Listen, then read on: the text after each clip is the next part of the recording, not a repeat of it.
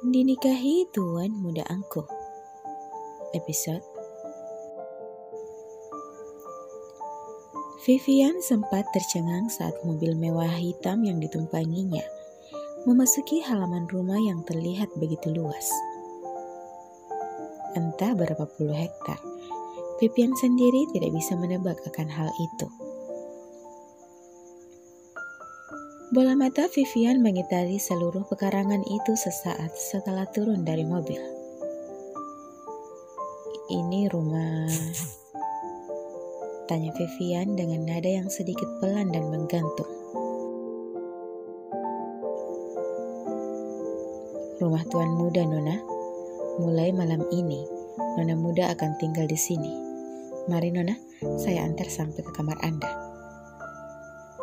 Rafa mempersilahkan wanita yang kini sedang sibuk menetralkan detak jantungnya. Bahkan air liurnya sudah seperti kulit durian yang tidak mampu ia telan. Sebenarnya sekaya apa suamiku? Batin Vivian yang tampak termenung. Di luar saja sangat indah. Bagaimana di dalam ya? Gumamnya lagi masih belum sadar jika sekretaris Rafa tengah tersenyum tipis memandangnya. Matanya mengerjap lucu, antara senang dan prihatin. Senang bisa menginjakkan kaki di rumah semegah ini. Tapi juga prihatin, karena kehidupan yang menantinya di rumah ini sungguh sangat tidaklah mudah, dan itu sudah bisa ditebak. "Nona,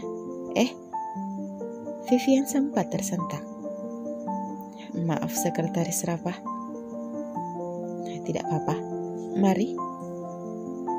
Tangan Rafa menengadah, mempersilahkan Vivian untuk masuk. Pintu terbuka. Tampak seorang pria yang sudah tidak muda lagi, berdiri menyambut kedatangannya dan juga sekretaris Rafa. "Selamat malam, Nona Muda, sekretaris Rafa," ujar pria itu seraya menundukkan kepalanya hormat. Vivian tersentak. Jangan membukukan kepala badan padaku seperti itu. Aku tidak pantas menerima hal seistimewa itu. Tolonglah, aku bukanlah orang yang pantas untuk dihormati." Vivian rasanya ingin meneriaki akan hal itu. Tapi ujung-ujungnya, tetap dia hanya diam saja tanpa ekspresi.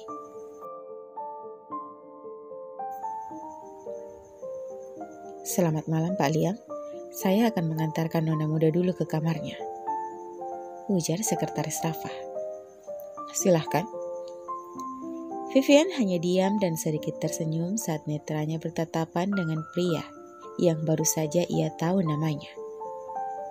Dan pekerjaannya di sini sebagai apa, Vivian belum tahu. Vivian melirik dengan ekor matanya seraya mengarungkan langkah kakinya. Lampu sudah terlihat padam di sudut rumah bagian tertentu. Meski begitu, Vivi bisa melihat jelas jika semua yang terlihat di dalam rumah itu adalah sesuatu yang sangat berharga. Aku benar-benar telah menjadi istri seorang sultanable. Silahkan, Nona Muda.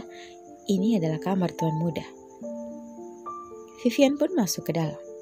Sejenak berdiam diri mencoba menetralkan detak jantungnya.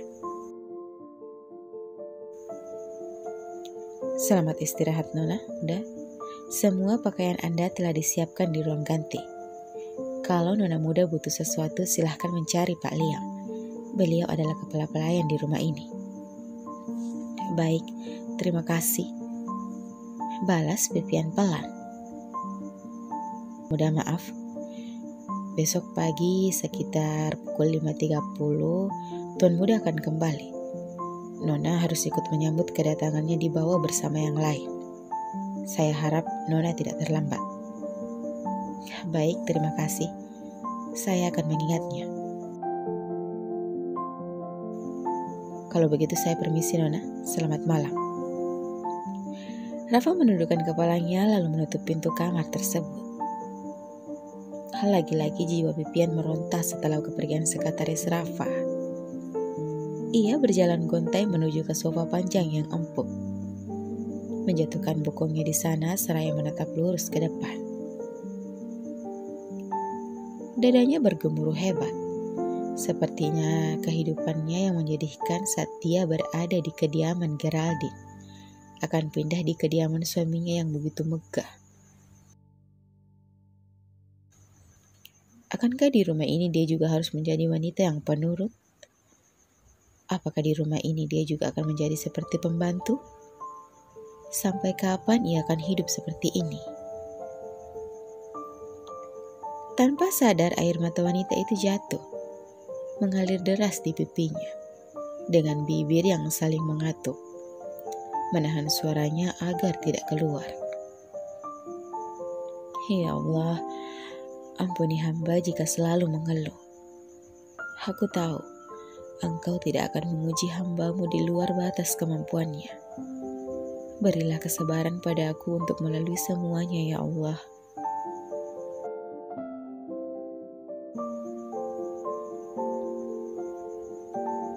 Suara alarm berbunyi, membuat sosok seorang wanita yang mengenakan mukena putihnya kini harus menyesuaikan netranya dengan cahaya lampu yang selalu menyala. Melakukan pergerakan otot sebelum kemudian beranjak mengambil wudhu kembali. Vivian sempat bangun untuk melaksanakan sholat tahajud di pukul 3, hingga ia tertidur kembali di atas sajadahnya karena kantuknya yang sudah tidak mampu ia bendung. Semalam Vivian kembali tercengang dan terheran-heran melihat semua perlengkapan untuk sehari-harinya telah tersusun rapi di dalam sebuah lemari. Bahkan alat sholat pun telah mereka sediakan. Yang lebih mengherankan lagi, underwearnya yang tersedia begitu pas untuknya, hingga sempat membuat wanita berambut Charlie itu berpikir yang tidak-tidak. Namun, segera ia tepis dengan kalimat, "Apa sih yang tidak bisa dilakukan oleh Sultan Nebel? Kecuali membangkitkan orang mati. Aku rasa mereka bisa melakukan segalanya." Kalimat itulah yang membuat Vivian beranjak dari pemikiran negatifnya. Amin. Satu kata itu mengakhiri ibadah subuh Vivian.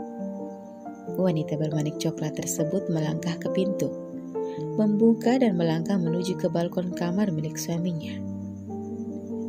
Bibirnya melengkung ke atas.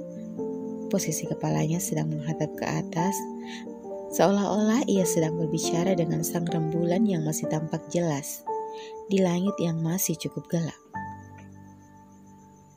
Sebentar lagi Tuan Edgar datang. Aku harus ke bawah menjemputnya. Tuturnya lirih kemudian menghirup udara segar untuk merilekskan pikirannya. Langkah kecil dan pelan menapaki satu persatu anak tangga. Netranya langsung disuguhkan dengan beberapa pelayan yang sedang membersihkan rumah tersebut. Masih jam segini mereka sudah harus bekerja, ujarnya di dalam hati. Begitu sampai di anak tangga terakhir, semua pelayan yang sedang berada di ruangan yang sama dengannya langsung menghentikan pekerjaan mereka. Menundukkan kepalanya seakan-akan memberi hormat, membuat Vivian salah tingkah. "Selamat pagi, Nona." Iya, Pak," jawab Vivian beringsut mundur karena terkejut. Tiba-tiba saja kepala pelayan pingnya. "Nona bisa duduk dulu sambil menunggu Tuan Muda." Menengadahkan tangannya menunjukkan sofa besar yang berdiri kokoh di ruang tamu. "Apa saya boleh menunggu di luar saja? Sekalian saya ingin jalan pagi." "Silahkan Nona, mari ikut saya ke depan." Vivian mengikuti langkah kaki Pak Liam. Lelaki yang tampak sudah parubaya mengayunkan kakinya keluar ke rumah utama dan menuju ke halaman. Senyum di wanita itu terbit di bibir tipisnya. Sedikit melakukan pergerakan otot, menarik nafas dalam-dalam, merasakan hembusan angin pagi yang begitu sejuk dan menenangkan. Alhamdulillah, udaranya sejuk. Ucapnya sangat pelan, hingga Pak Liam yang sedari tadi hanya diam diri memantaunya, tak bisa mendengar apa yang dia ucapkan.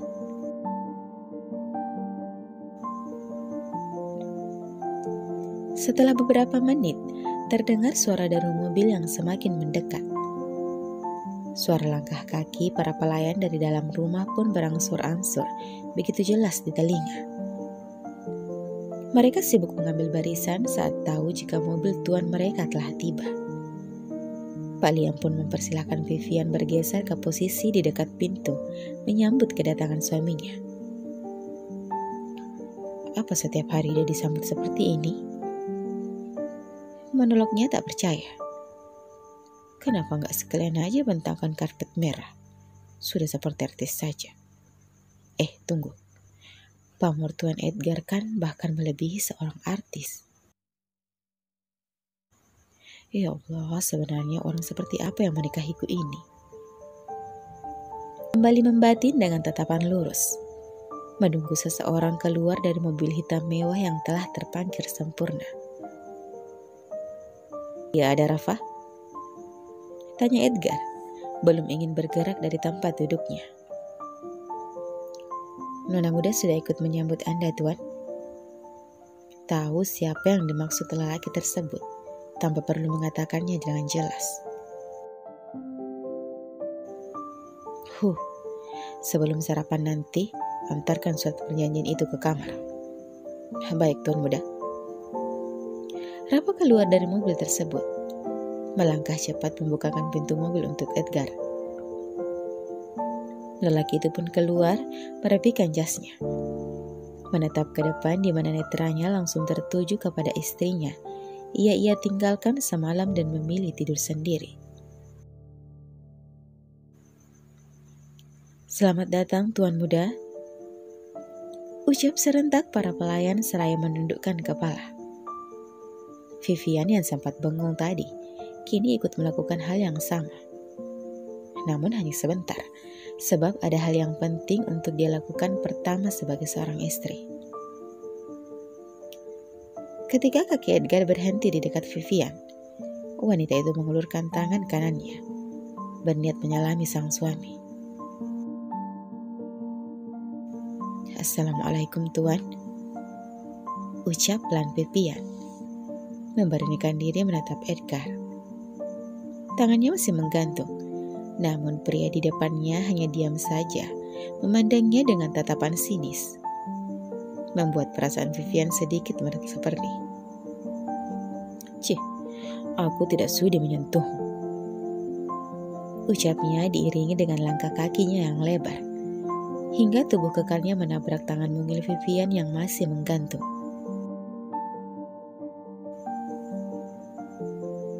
Wanita itu hanya diam saja menatap nanar punggung yang telah cukup jauh darinya.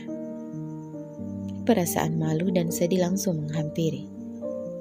Tapi Vivian mampu menyiasatinya dengan hanya menampilkan wajah datarnya. Dia bahkan tidak ingin melihatku. Lalu sebenarnya apa tujuannya menikahiku? Bersambung, sampai jumpa di episode selanjutnya ya. Terima kasih.